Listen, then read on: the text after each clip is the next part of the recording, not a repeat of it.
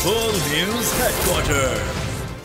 अस्सलामुअलैकुम। World news headquarters में खुशामदीद। मैं हूं आपके साथ अनम जुल्फिकार। मैं हूं अरबाब जहांगीर और मैं हूं बुशरा हक। हेडलाइंस आप जान चुके हैं। इस बुलेटिन में हम बात करेंगे, सदर ने दस्तखत नहीं किए, सदर को इतनी देर से ख्याल क्यों आया,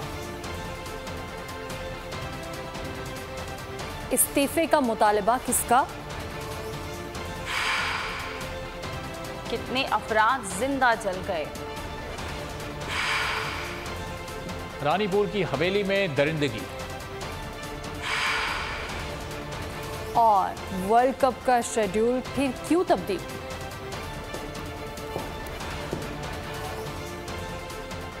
बुलेटिन का आगाज करेंगे और सबसे पहले आपको बताएंगे कि अल्लाह जानता है मैंने ऑफिशियल सीक्रेट एक्ट और आर्मी एक्ट तरमीमी बिल पर दस्तखत नहीं किए। सदर ममलिकत आरिफ अलवी ने सोशल मीडिया पर पैगाम जारी कर दिया। कहा दोनों बिल से इत्तेफाक नहीं करता। अमले को दस्तखत के बगैर बिल्स वापस भेजने का कहा। मेरी मर्जी और हुक्म को मजरूह किया गया। कई बार अमले से बिल्स वापस करने की तस्दीक की। बिल से मुतासिर होने वालों से सबसे मुआफ़ी मांगूंगा। ऑफिशियल सीक्रेट और आर्मी एक्ट पर मेरे दस्तखत नहीं, सदर आरिफ अलवी ने पैगाम जारी कर दिया। सोशल मीडिया पर लिखा, अल्लाह जानता है मैंने ऑफिशियल सीक्रेट एक्ट और आर्मी एक्ट तरमीमी बिल पर दस्तखत नहीं किए। दोनों बिलों से इत्तेफाक नहीं करता। अमले को दस्तखत किए बगैर बिल्स वापस भेजने का कहा। सदर ममलिकत का कहना था अमले ने मेरी मर्जी और हुक्म को मजरू किया। कई बार अमले से बिल्स वापस करने की तस्दीक की। बिल से मुतासिर होने वालों से माफी मांगूंगा। आर्मी तरमीमी एक्ट 2023 और ऑफिशियल सीक्रेट तरमीमी एक्ट 2023 बाकायदा कानून बन गए। पाकिस्तान आर्मी तरमीमी एक्ट 2023 का गजट नोटिफिकेशन जारी कर दिया गया।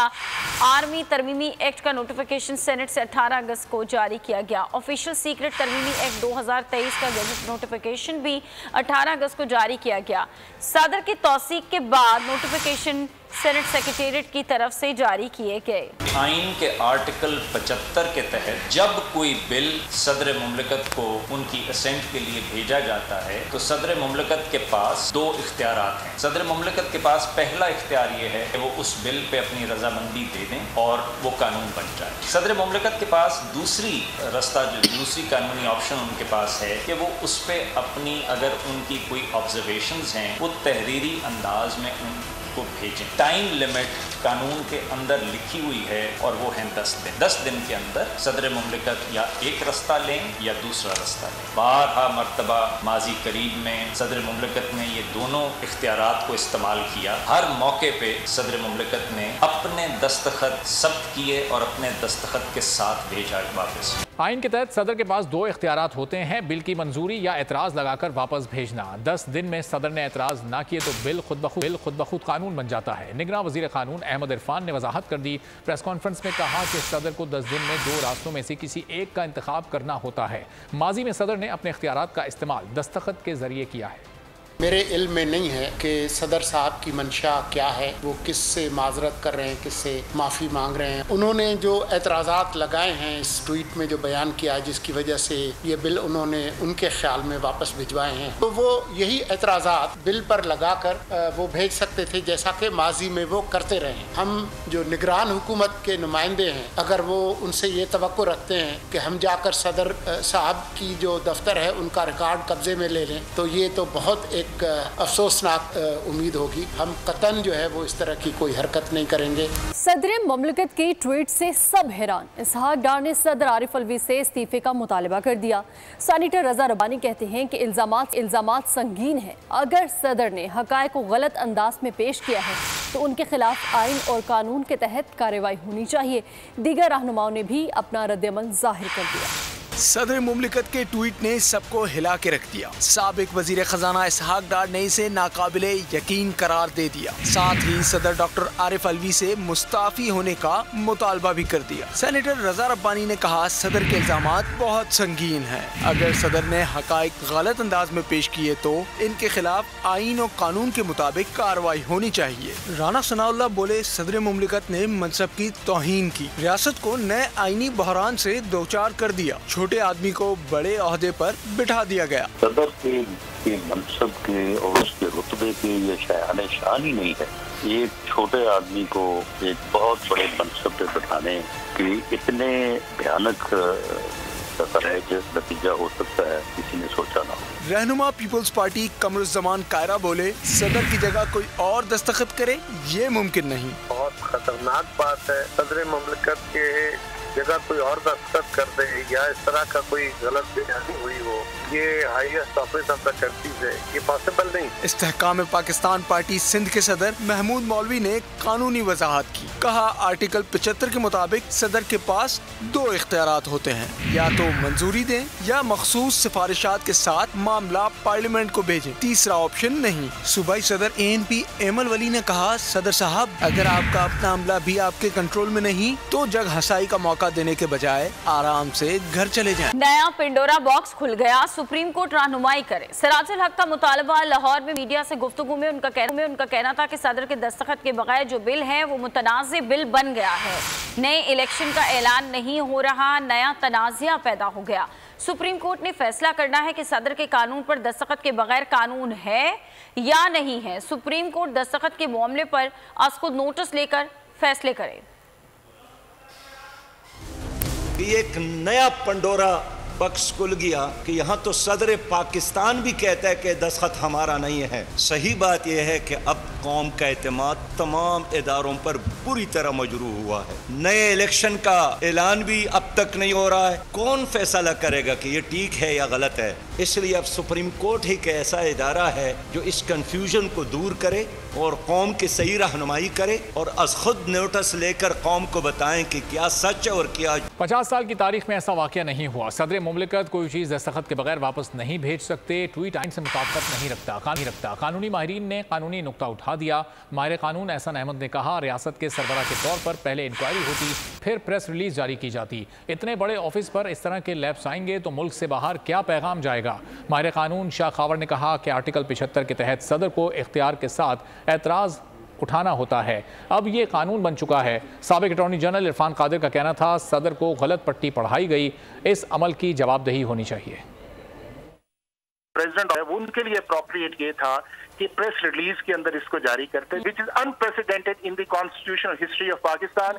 कि इतने बड़े ऑफिस के अंदर अगर इस तरह के लैप्स आएंगे तो हमारे मुल्क के अंदर और हमारे मुल्क के बाहर क्या हमारी इज्जत रह जाएगी। आर्टिकल 75 जो है वो तो सदर के पास दो ऑप्शंस हैं। एक ऑप्शन ये है कि वो 10 दिन के अंदर अंदर उस बिल के ऊपर दस्तखत कर दें और उसकी असेंट कर दें तो वो फिर एक कानून जो है वो बन जाएगा। दूसरी सूरत में ये है को एतराज करना जरूरी है कि इसकी मुझे फलां शक पे एतराज है और वो भी फिर दस्तखत शुदा जो है वो जाता है स्पीकर के पास, एक्ट बन चुका है, मतलब वो तो एक एक्ट ऑफ पार्लियामेंट बन चुका है। उन्होंने किसी पे रिलाई किया, किसी शख्स ने उनको लिख के दे दिया कि आप ये ट्वीट कर दें और उनको गलत पट्टी पढ़ाई। असल बात तो ये है, ये वजारत कानून को बात करनी चाहिए, उनको शायद कॉम्प्रिहेंशन होनी चाहिए इस चीज की। सदर मुमलिकत नाम लेकर बताएं कि कैसे और कब बिल वापस किए। अगर ऐसा किया तो बगैर दस्तखत के किसी शख्स को कैसे बिल थमा दिए। सदर मुमलिकत के हैरान कुन ट्वीट ने सवालात उठा दिए। क्या आइन के आर्टिकल 75 के तकाज़ों को पूरा किया गया? क्या सदर ने गैर आईनी इकदाम किया? क्या ट्वीट गैर आईनी है? सदर मुमलिकत के हैरान कुन ट्वीट ने कई सवालात उठा दिए। सदर आरिफ अलवी का ये कहना है कि वो इन बिलों से मुत्तफिक नहीं, इन्होंने बिल बगैर दस्तखत किए अमले को वापस कर दिया था। ये एक गैर आईनी अमल है। आइन के आर्टिकल 75 के तहत सदर के पास दो ऑप्शन होते हैं, एक ये कि वो बिलों पर दस्तखत कर दें, दूसरा इसे पार्लियामान को वापस भेज दें। अगर वो दस्तखत ना करें तो ये खुद ब खुद कानून बन जाता है। सदर मुमलिकत नाम लेकर बताएं कि कैसे और कब बिल वापस किए। अगर ऐसा किया तो बगैर साइन के किसी शख्स को कैसे बिल थमा दिए। क्या आइन के आर्टिकल 75 के तकाजों को पूरा किया गया? साइफर चोरी केस में गिरफ्तार पीटीआई के वाइस चेयरमैन शाह महमूद कुरैशी को एक रोजा जिस्मानी रिमांड पर FIA के हवाले कर दिया गया। शाह महमूद कुरैशी को सेशन कोर्ट में ड्यूटी मजिस्ट्रेट के सामने पेश किया गया। अदालत ने FIA की दरख्वास्त पर केस की बंद कमरा समाअत की। FIA ने साबिक वज़ीर ख़ारजा के जिस्मानी रिमांड की इस्तदा की। FIA प्रोसिक्यूटर ने मौक़िफ़ इख्तियार किया कि शाह महमूद कुरैशी से साइफर के हवाले से पूछगछ करना है। अदालत ने FIA की इस्तदा मंजूर करते हुए शाह महमूद कुरैशी का एक रोज़ा जिस्मानी रिमांड मंजूर कर लिया। नवाज शरीफ की कब होगी वतन वापसी, लंदन में बैठक लगेगी। लीगी कायद ने मुशावरत के लिए आला क़यादत को बुला लिया। शहबाज शरीफ लाहौर से लंदन रवाना हो गए। लीगी रहनुमा सैफुल मलूक खोकर, फैसल सैफ खोकर को भी तलब कर लिया गया। नवाज शरीफ से मुलाकात में पार्टी कायद की वतन वापसी और मुख्तलिफ पार्टी उमूर पर मुशावरत की जाएगी। नवाज शरीफ की कब होगी वतन वापसी और कैसे होगा इस्तक़बाल, लंदन में बैठक लगेगी, होगा सोच विचार। मुस्लिम लीग नून के कायद ने मुशावरत के लिए आला क़यादत को बुला लिया। शहबाज शरीफ लाहौर से लंदन रवाना हो गए। सुलेमान शहबाज भी साबिक़ वज़ीर आज़म के हमरा लंदन रवाना हो गए। बरास्ता दोहा लंदन पहुंचेंगे। नवाज शरीफ से मुलाकात में पार्टी कायद की वतन वापसी और मुख्तलिफ पार्टी उमूर पर मुशावरत की जाएगी। लीगी रहनुमा सैफुल मलूक खोकर और फैसल सैफ खोकर भी बैठक में मौजूद होंगे। नून लीग की लीगल टीम की भी शिरकत का इम्कान है। कानूनी पहलुओं का जायजा लिया जाएगा। सैफुल मलूक खोकर वतन वापसी पर इस्तक़बाल के इंतजामात से मुताल्लिक़ ब्रीफिंग देंगे। और आपको बताएं कि बलोचिस्तान हुकूमत की निगरान काबीना के लिए मुशावरत में तेज़ी आ गई है। इम्कान है कि सूबाई काबीना अरकान कल हल्फ लेंगे। ज़राए के मुताबिक बलोचिस्तान की निगरान काबीना 10 से 12 मुश्तमिल होगी। निगरान काबीना में JUI फजलुर रहमान ग्रुप और बलोचिस्तान अवामी पार्टी के रहनुमाओं को तरजीह दी जा रही है। ज़राए का यह भी कहना है कि निगरान काबीना में एक खातून रुकन को भी शामिल किए जाने का इम्कान है। निगरान काबीना प्रिंस अहमद अली, मीर रामिन मोहम्मद, साजिद दश्ती, शहरियार दुरानी, शानिया खान और अमजद रशीद शामिल हो सकते हैं। सरदार फरीद, मौलवी मोहिबुल्ला, जान अचकजई, उबैद गोरगिज, आगा उमर और अताउल हक काकड़ के नामों पर गौर किया जा रहा है। निगरान काबीना की कल शाम 5 बजे हल्फ बर्दारी मुतवक्के है।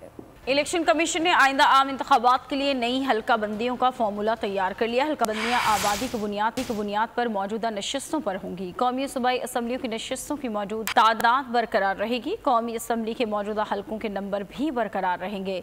कौमी असम्बली की 266, पंजाब असम्बली 297 जनरल नशिस्तों पर हल्का बंदियाँ होंगी। सिंध असम्बली की 130, बलूचिस्तान असम्बली की 51 और खैबर पख्तूनख्वा असम्बली की 115 नशिस्तों पर हल्का बंदियाँ होंगी। इलेक्शन कमीशन हल्कों की आबादी में 10% तक कमी बेशी कर सकता है। दरिया, पहाड़, कुदरती रुकावट, मोटरवेज हल्कों में आने पर बाउंड्रीज तब्दील हो सकेंगी।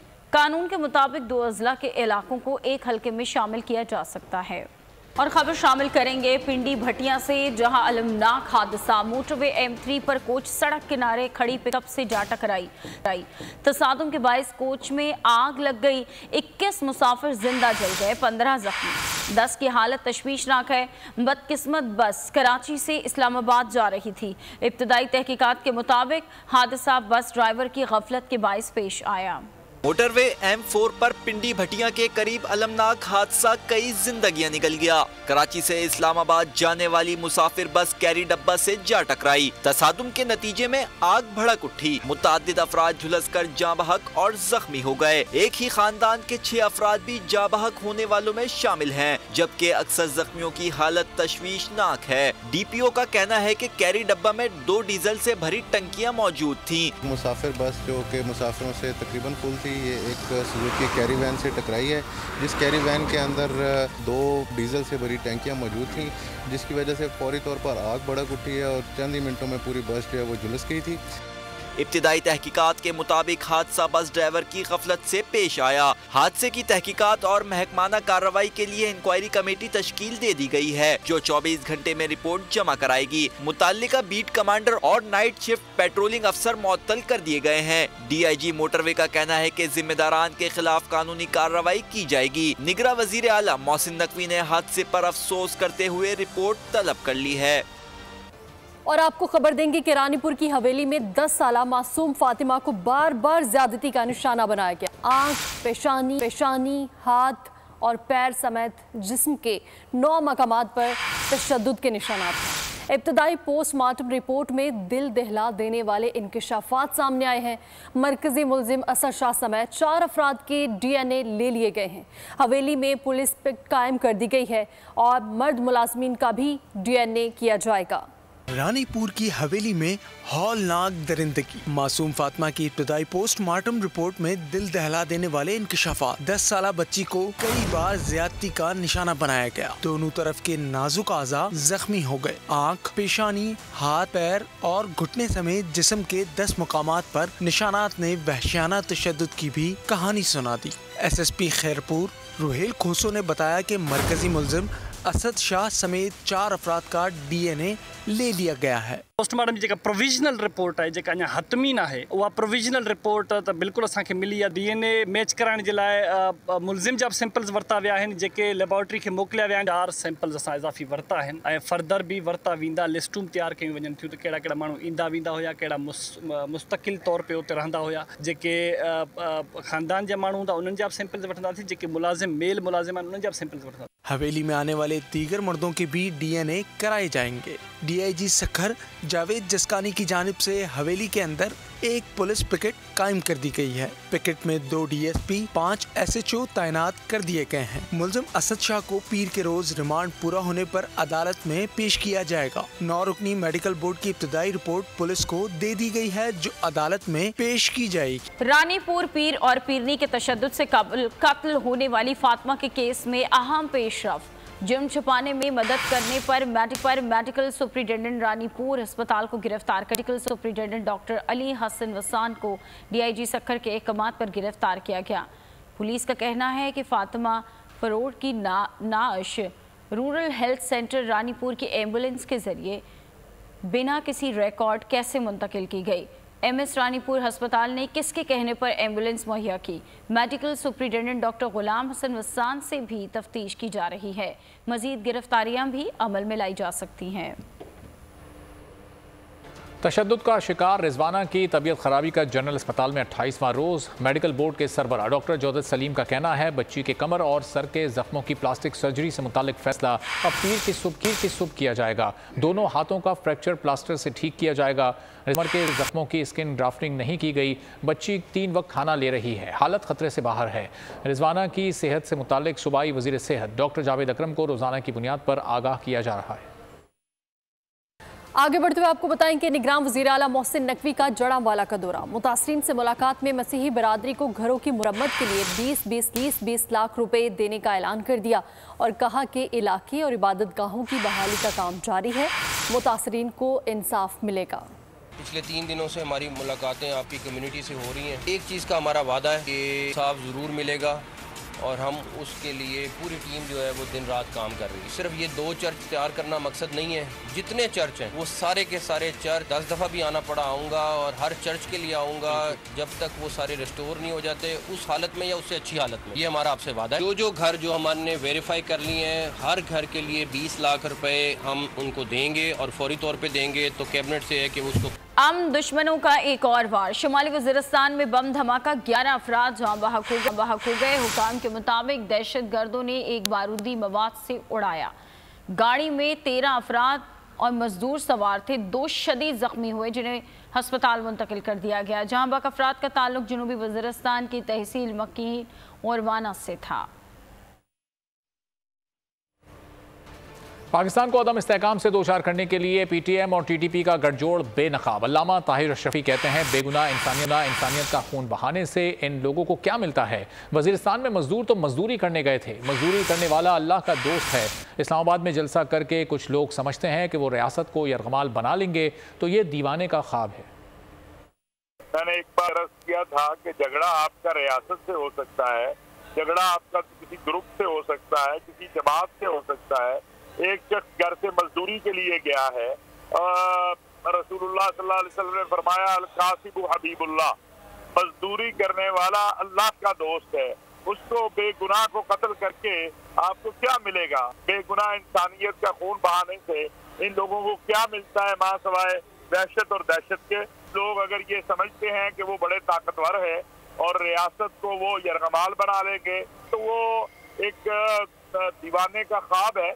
लेकिन इसके खिलाफ हुकूमत को एक्शन लेना चाहिए। मसलहतों का जो मामला है अब इसको खत्म करना चाहिए। और खबर शामिल करेंगे कि पायलट अफसर राशिद मनहास शहीद का 52वां यौम शहादत इंतहाई अकीदत और एहतराम से मनाया जा रहा है। शहीद को chairman chief of joint staff और तीनों मुसल्लह फौज के सरबराह ने खराज अकीदत पेश किया। कहा कि शहदा की कुर्बानियों की वजह से मुल्क कायम दायम है। वर्ल्ड कप की मेज़बानी भारत के बस से बाहर। ICC क्रिकेट वर्ल्ड कप के शेड्यूल में तब्दीली का मामला फिर से सर उठाने लगा। भारतीय पुलिस ने पाकिस्तान श्रीलंका मैच के शेड्यूल की तब्दीली का फिर से मुतालबा कर दिया। हैदराबाद पुलिस ने पाक श्रीलंका मैच पर सिक्योरिटी तहफ़्फ़ुज़ात का इजहार कर दिया। बुलबुल पाकिस्तान का टाइटल हासिल करने वाली मारूफ गुलकारा नैयारा नूर को बिछड़े 1 साल बीत गया। लेजेंडरी गुलकारा ने लातादाद मुशायरों और मौसीकी की महफिलों में अपनी आवाज़ का जादू जगाया। पाकिस्तानी गुलकार कैफी खलील की अमेरिका में एक और परफॉर्मेंस। कैलिफोर्निया में कहानी सुनो की भी धूम मच गई। गुलकार अरसलान रब्बानी की परफॉर्मेंस पर भी मद्दाह झूम उठे। इसी के साथ ही न्यूज़ स्टूडियो से फिल वक्त इतना ही। ब्रेक के बाद आपसे मिलेंगे हेडलाइंस के साथ। किसी भी खबर के लिए विजिट कीजिए हमारी वेबसाइट ponews.com और देखते रहिए सिर्फ पोन न्यूज़।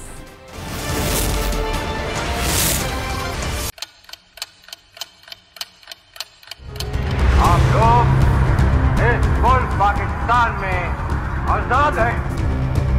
सहाफती उसूलों पर कारबंद। बोल न्यूज ने रखी रिवायत बरकरार। बोल न्यूज की जानिब से देखने वालों को यौम आज़ादी की बेहद मुबारकबाद। मुल्क भर से जश्न आज़ादी की तकरीबात बोल ने दिखाई अपनी स्क्रीन पर।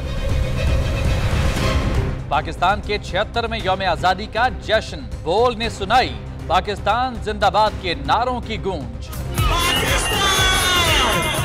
बोल की सबसे बड़ी ट्रांसमिशन में पाकिस्तान का नाम रोशन करने वालों ने दिए कौम को पैगामात। बेपनाह मुश्किलात का सामना करके इस मुल्क को हासिल किया। आज़ाद कौमों को बहुत सी कुर्बानियाँ देनी पड़ती हैं। 76 वारियों में आज़ादी का दिन जोश खरोश के साथ मनाया। क्योंकि जिंदाबाद पाकिस्तान ये है बोल की पहचान। सब्सक्राइब करें और बेल दबाएं ताकि कोई खबर रह न जाए।